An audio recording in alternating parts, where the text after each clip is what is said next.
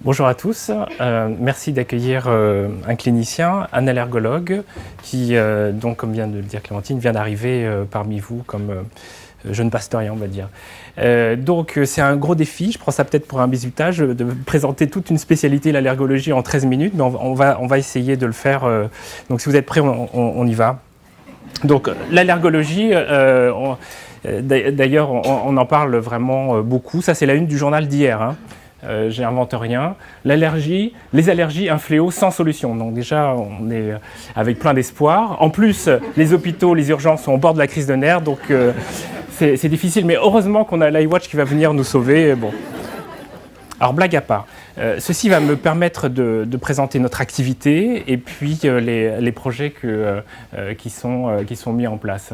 Donc, vous avez vu, on en parlait d'ailleurs dans le journal, près de 20 millions de Français souffrent d'allergies. Et puis, je vais vous montrer que les chiffres augmentent dans le monde entier. C'est une spécialité qui balaye vraiment beaucoup d'organes, puisqu'effectivement, n'importe quel organe barrière, cible, peut être infecté en ORL, en ophtalmo, les bronches, le tube digestif, la peau. Ça va des signes sévères, aigus, à une chronicité. On a des signes aigus, l'anaphylaxie, qui est un véritable problème, qui peut mener au décès. Et puis, on a un cortège de signes allergiques subaigus, chroniques. Et ce qui nous manque beaucoup, c'est un problème de diagnostic précis et prédictif. Et c'est un des sujets majeurs de recherche que je vais vous présenter. Donc on va parler un petit peu des mécanismes d'action, des facteurs d'environnement et puis les traitements. Alors effectivement, c'est un problème, c'est un fléau du siècle, semble-t-il. Ça, c'est l'Organisation mondiale de la santé qui le dit, puisque on prédit qu'en 2050, on aura de la moitié de la population qui sera atteinte. En France, on a beaucoup de décès essentiellement dus à l'asthme allergique. Et puis, on a dans le monde entier une augmentation des cas d'anaphylaxie. Donc, ce n'est pas simplement un problème de pays riches, puisqu'avec la mondialisation, la globalisation, le nombre de personnes atteintes augmente. Ce qu'on observe aussi au travers des études épidémiologiques dans le monde, c'est qu'on a au fur et à mesure une augmentation du nombre des cas sévères d'anaphylaxie. Ici, des chiffres d'allergie alimentaire en Australie. Et ici en Chine, et bon, je pourrais vous montrer d'autres courbes, mais on a cette augmentation des cas sévères que l'on ne s'explique pas encore. L'allergie, l'allergologie, je l'ai appris il y a à quelques pas d'ici, à l'hôpital Necker, c'est d'abord une science de l'observation clinique. C'est une image qui parle qu'à notre génération, parce que les étudiants, eux, ils ne connaissent pas ça. Là.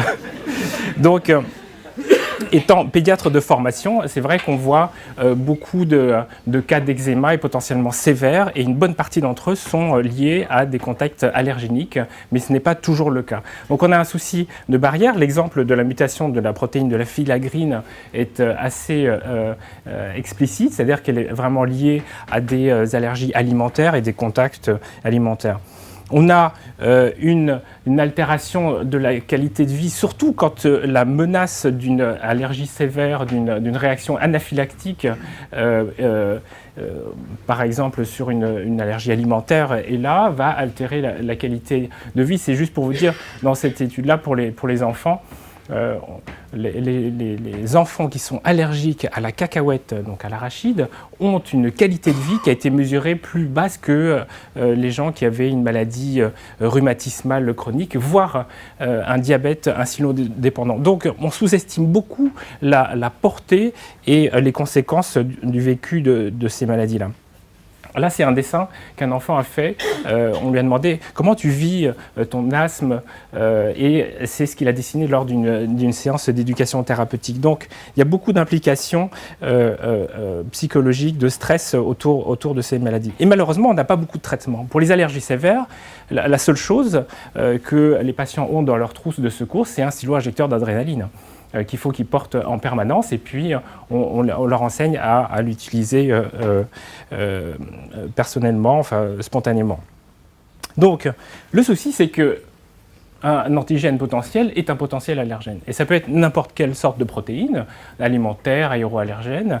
Les médicaments, qui est le problème majeur en fait en allergologie, c'est le fait notamment d'être allergique aux antibiotiques.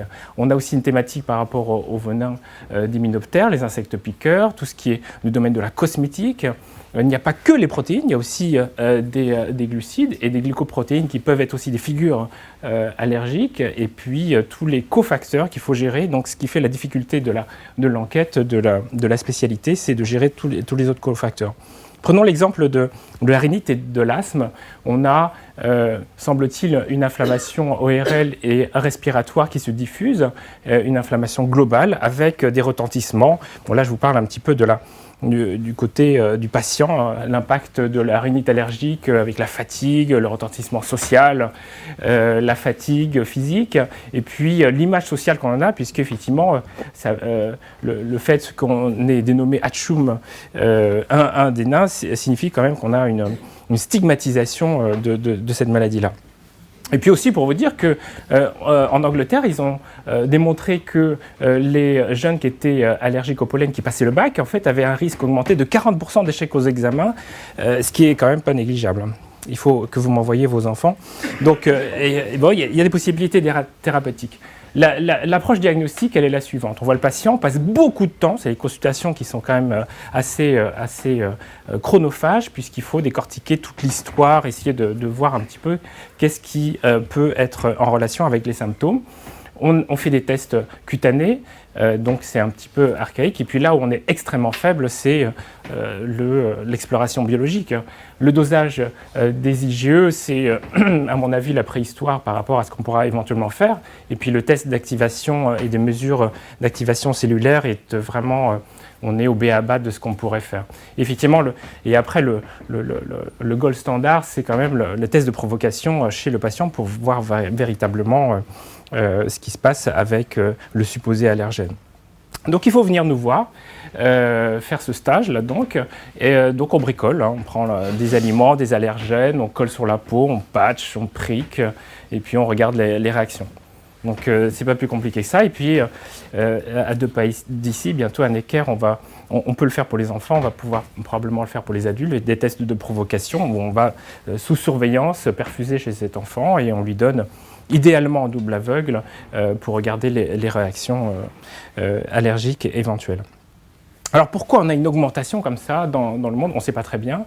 Probablement une augmentation de la fréquence d'expression des gènes, l'épigénétique probablement, le diagnostic effectivement, mais ce n'est pas la majorité, la majeure partie de la cause, et puis c'est surtout probablement un changement de facteurs d'environnement et de style de vie. Vous vous souvenez de ce papier qui mettait en parallèle le fait qu'il y ait moins d'infections et qu'il y a beaucoup plus de maladies auto-immunes. Donc, et ça a généré cette histoire d'hypothèse hygiénique.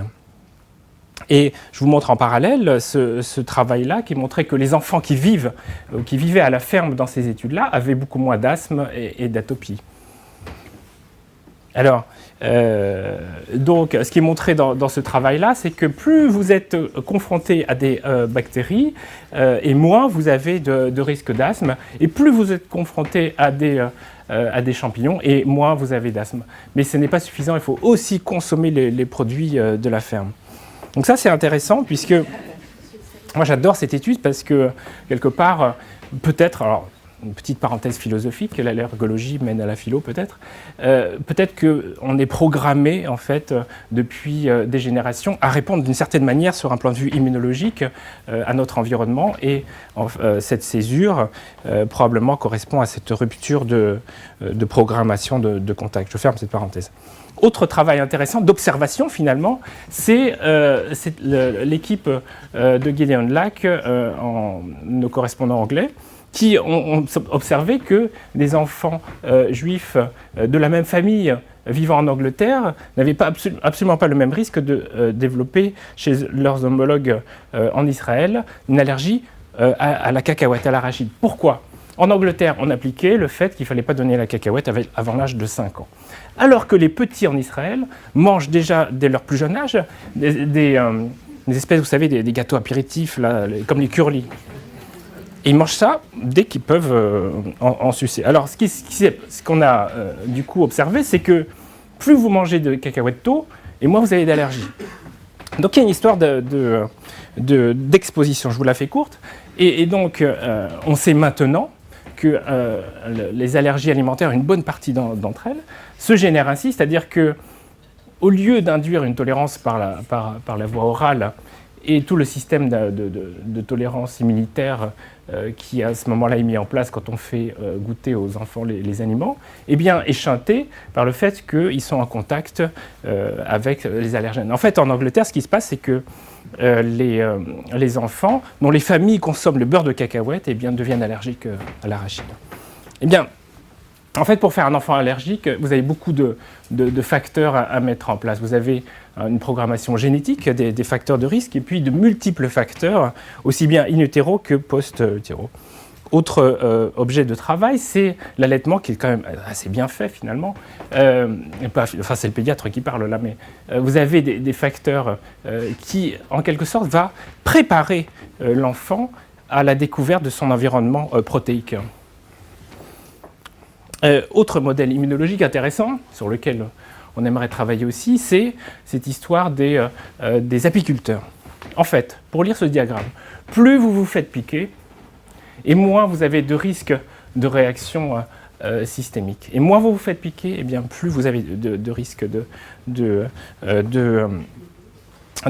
faire des réactions sévères. C'est le principe finalement, la base du traitement en allergologie, c'est-à-dire l'immunothérapie qui a fait maintenant bien preuve de son efficacité puisque, donc là je cite quelques méta-analyses, mais on sait que cette désensibilisation pour les pneumallergènes, les allergies respiratoires est efficace et on a maintenant des traitements pour la majorité des allergies respiratoires. Et les mécanismes, on commence à les appréhender, on commence à les connaître, mais il y a encore beaucoup de choses, beaucoup de travail à faire autour de ces mécanismes immunologiques. Et puis on a les voies aussi de l'immunothérapie qui sont intéressantes à étudier. On utilise beaucoup, parce que c'est pratique, la voie orale et sublinguale, la voie orale notamment pour les inductions de tolérance des allergies alimentaires. On va utiliser bientôt les voies de patch épicutané. Et puis, le terrain du futur, c'est celui-là. C'est-à-dire qu'on va modifier les allergènes, les épitopes, pour essayer de désensibiliser de manière beaucoup plus chirurgicale. Et puis, ce que je vous disais tout à l'heure, on ne sait que doser des IgE, mais les IgE, c'est extrêmement difficile à interpréter. C'est en fonction de l'histoire clinique. Il y a beaucoup d'une utilisation commerciale actuellement des IgG, et on a besoin de comprendre ce qui se passe véritablement par rapport à ces immunoglobulines qui sont majoritaires par rapport aux IgE, et quelle est leur relation avec les symptômes cliniques, et notamment toutes ces histoires d'intolérance. Alors, ici, à Pasteur, on va aller de l'allergologie vers ce que j'appelle la médecine environnementale. On étudie le milieu intérieur, et puis peut-être que nous, on va essayer de s'occuper du milieu extérieur, des contacts avec tous les aéroallergènes, les allergènes alimentaires, et puis tous les autres contacts protéiques, chimiques et polluants. Alors, l'allergologie a fait naître un certain nombre de prix Nobel, et très certainement le prochain doit être quelque part dans le campus. Et donc, je l'invite à venir nous rencontrer pour partager un petit peu toutes ces histoires. Alors au niveau des projets, alors actuellement on vient de lancer une analyse du sérum des patients qui ont développé des allergies aux frelons asiatiques qui en fait envahissent peu à peu notre pays. On est en train de monter une cohorte prospective de patients allergiques, et notamment sur le thème des acariens. Et puis, on va travailler aussi sur les allergies au pollen de bouleau, et notamment les réactions alimentaires. Et puis, donc ça, c'est un des rêves qu'on a, c'est essayer de travailler sur des tests de provocation sur le sang. Donc tout ça avec cette équipe qui qui se met en place d'allergologues. Et donc, voilà.